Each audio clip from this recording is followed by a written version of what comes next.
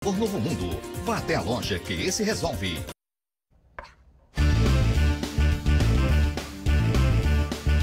Olá, boa tarde, seja muito bem-vindo. Agora, 12h30, estamos ao vivo. Casal é mantido em cárcere privado em Sobradinho. 3 bandidos invadiram a casa e roubaram tudo o que puderam. Confusão em Vicente Pires. Moradores colocaram fogo em pneus para impedir a derrubada de casas irregulares. No Lago Sul, um jovem foi preso em flagrante com maconha, LSD, cachimbo, faca, arma de choque e soco inglês, um monte de coisa. Loja de noivas é assaltada em Taguatinga. Uma crueldade sem fim. Um homem, um jovem, matou a esposa a facadas na estrutural. Na hora do crime, ela estava com a filhinha, de pouco mais de 1 ano de idade, no colo. E tem muito mais notícias. Hoje é terça-feira, dia 4 de agosto. Não saia daí, que o SBT Brasília já está no ar.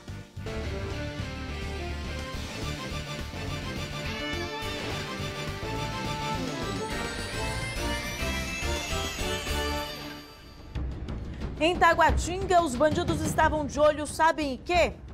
Numa loja de vestidos para noivas.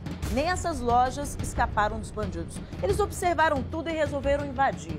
E o resultado é aquele que todo mundo sabe, né? Eles levaram tudo o que puderam, deixaram prejuízo e tanto para os donos. Quando Mara chegou cedo para abrir a loja, teve a surpresa. Não tinha nada, tinha levado as roupas, cabides, não deixaram nada na loja, ficaram apenas 4 vestidos de 15 anos. E eu fiquei chocada, porque eu esperava qualquer coisa, menos isso. Os bandidos entraram na loja às 2 horas da manhã. As câmeras de vigilância das lojas vizinhas registraram o carro usado pelos criminosos. Aqui dentro, eles levaram centenas de peças de roupa feminina, joias e outros acessórios. O prejuízo calculado até agora passa de R$200 mil. Olha só nesta foto como a loja era antes e agora. Os ladrões fizeram um verdadeiro limpa. O estabelecimento tinha passado recentemente por uma reforma e o alarme estava desativado, o que facilitou a entrada dos criminosos. E o que me deixou mais intrigada é que levaram tudo, menos o caixa. Não mexeram no caixa, não levaram dinheiro, não levaram cheque, nem abriram as gavetas, não levaram notebook. Tá aí uma pergunta. O adesivo na entrada da loja mostra aos clientes que agora é recomeçar do zero. A única coisa que eu tenho é a vontade de começar, mas saber por onde começar eu não tenho a mínima ideia. E a PM prendeu um homem que se passava por policial militar numa pamonharia na DF-091. Ele trabalhava como segurança da lanchonete e estava com documentos falsos. Além de se apresentar como PM, ele fazia parte de vários grupos policiais do DF do entorno no WhatsApp. Olha o perigo, né? Ele tem passagem por porte ilegal de arma de fogo, por roubo e ameaça, entre outras coisas aí, né? Uma perseguição policial não terminou nada bem para os bandidos, veja só. Os bandidos perderam o controle do carro que era roubado e bateram em uma árvore. O acidente foi na QNN7, em Ceilândia. Os 3 sofreram ferimentos graves. As imagens foram feitas antes mesmo da chegada do resgate. Um deles ficou com a perna totalmente quebrada. Todos já têm passagens pela polícia. Segundo testemunhas, um dos bandidos chegou a ser arremessado do carro no momento da batida. Um casal foi mantido em cárcere privado. 3 bandidos invadiram a casa e roubaram tudo que eles viram pela frente. Vamos falar com Larice Neves, que tem ao vivo os detalhes desse caso. Onde foi, hein, Larice? Conta pra gente. Boa tarde. Boa tarde, Williane. Boa tarde a todos. Isso aconteceu ontem à noite em uma casa do setor de mansões de Sobradinho. Os criminosos renderam um casal que estava na residência, pegaram vários objetos e fugiram no carro da moradora. A polícia militar fechou as entradas da cidade. Houve uma perseguição e na fuga os bandidos bateram em um veículo que estava estacionado. Todos acabaram presos. 2 deles eram menores de idade. Todos os integrantes dessa quadrilha foram reconhecidos pelas vítimas e os objetos roubados foram recuperados. Willy. Obrigada pelas informações, Larice. Olha, ainda falando em sequestro, é o que eu ia comentar, sempre tem um menor envolvido, né? Nesse caso, 2 menores. Agora o sequestro na região rural de Padre Lúcio, ali em Águas Lindas. Moradores escutaram gritos vindo da área ali do matagal e chamaram a polícia. Ao chegar no matagal, os policiais encontraram este homem que estava amarrado e amordaçado. Ele disse que deu carona para 4 pessoas, 3 homens e uma mulher até Braslândia, mas ao chegar ali perto, eles obrigaram o motorista a entrar numa estrada de chão. Lá eles agrediram, amarraram o homem e levaram o carro dele, junto com os documentos pessoais. A vítima foi levada para casa e depois para o hospital. Ele ainda está em estado de choque. O veículo ainda não foi recuperado. E a manhã de hoje começou com confusão em Vicente Pires, tudo por causa da derrubada de casas irregulares. Para impedir a entrada da polícia e da fiscalização, os moradores colocaram fogo em pneus. A ação da AGFIS é para derrubar pelo menos 18 construções. Ana Carla Mourão. Essas cenas são exclusivas. A tentativa desesperada dos moradores de impedir a derrubada das casas. Essa mulher pediu de joelhos aos policiais. O marido dela ficou por horas na parte mais alta da casa. Os PMs tentavam subir para conversar, mas quanto mais perto chegavam, maior era o risco de uma queda. Os moradores chegaram a atear fogo em pneus. Estacionaram os carros na frente do condomínio, mas não foi suficiente. Os tratores derrubaram casas praticamente prontas. Daqui, olha, a imprensa não pode passar, todo mundo tem que fazer imagem. Aqui é o limite, só que dá para mostrar pouca coisa. Por ordem da AGFIS, a Polícia Militar fez um cordão aqui de isolamento e a gente não consegue mostrar de perto essa derrubada aqui em Vicente Pires. Os policiais militares montaram uma barreira e impediram a passagem de pessoas. Quem estava do lado de dentro teve medo de sair. Porque tem propina, porque tem tudo, eles vão lá e não derrubam. É o que mais Eu quero a presença deles aqui e da imprensa também para ouvir o que tem que ouvir. Aqui a gente não consegue nem conversar com os moradores, porque os moradores, se passarem para cá, não voltam para suas casas para retirar seus pertences. E a gente, olha só, não consegue passar daqui. São 25 residências. 7 tinham liminares judiciais e não foram derrubadas. Segundo a AGFIS, o terreno é público e foi invadido neste ano. Versão contestada pelos moradores. Uma cidade que tem 95 mil em média, 95 mil habitantes em média, falar que tem uma invasão dentro de uma chácara, invasão é quando o pessoal está utilizando-se de uma área do governo ou uma área de outras pessoas. Aqui não é uma área pública?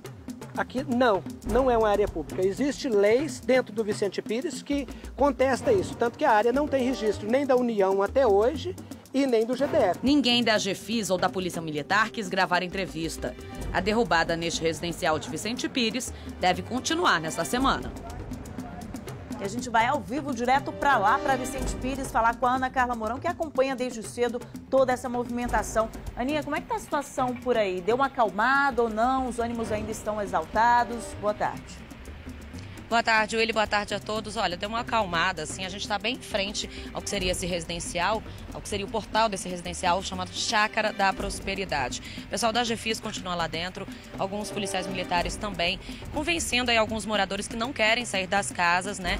Alguns pagaram aí, chegaram a dizer que pagaram de 300 a 350 mil reais nesses lotes. E essa já é a 4ª tentativa de desocupar essa área. Segundo a AGFIS, os espaços invadidos e parcelados aqui na área agora comprometem a regularização de toda essa região de Vicente Pires. E para essa derrubada de hoje, não é necessária nenhuma notificação prévia para esses moradores.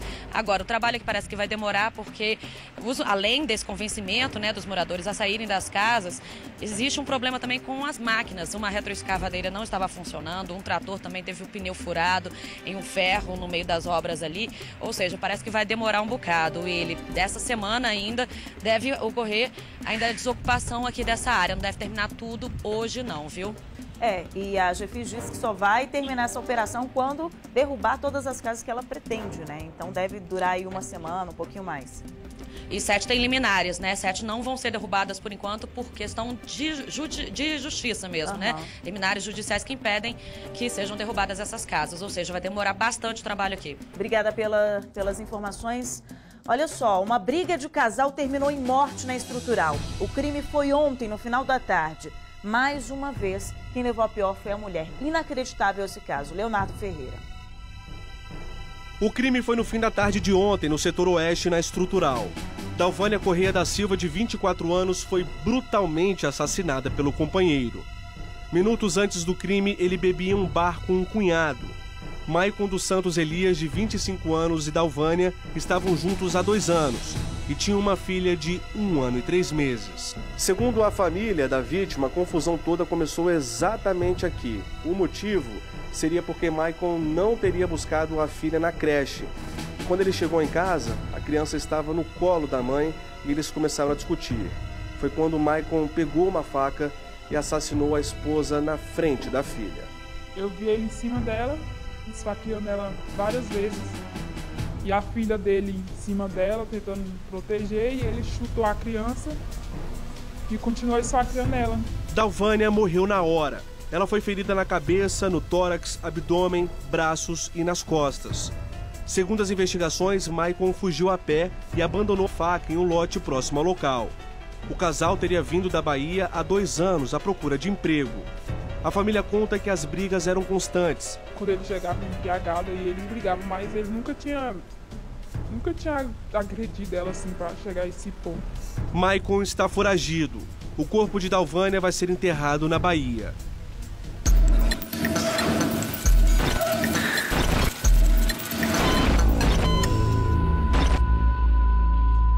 Suspeita de negligência médica no Agarram. Depois da cesariana, a paciente percebeu que tinha algo errado. É aquela coisa, você só chora, né? Você só chora sem entender, se perguntando por que com você.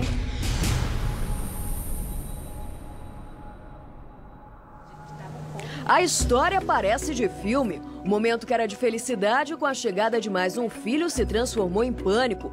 Jocasta teve o pequeno Pedro no dia 19 de março, fez uma cesárea, mas depois do parto, ainda no hospital, reclamou de dores. A médica foi me ver para saber como é que eu estava, e eu falei que eu estava com muita dor, e que de um lado estava meio dura, assim.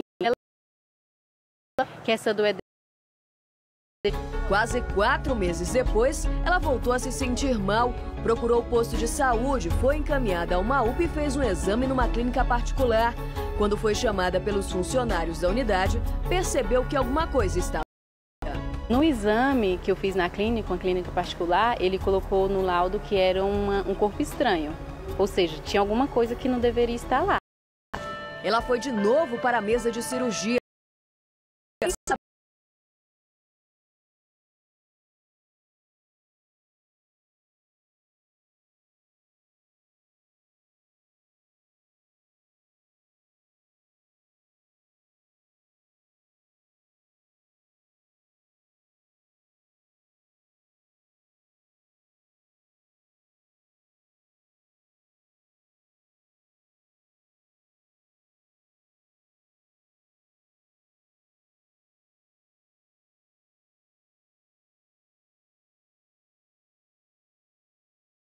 Cometeu o erro, continua atendendo. Os funcionários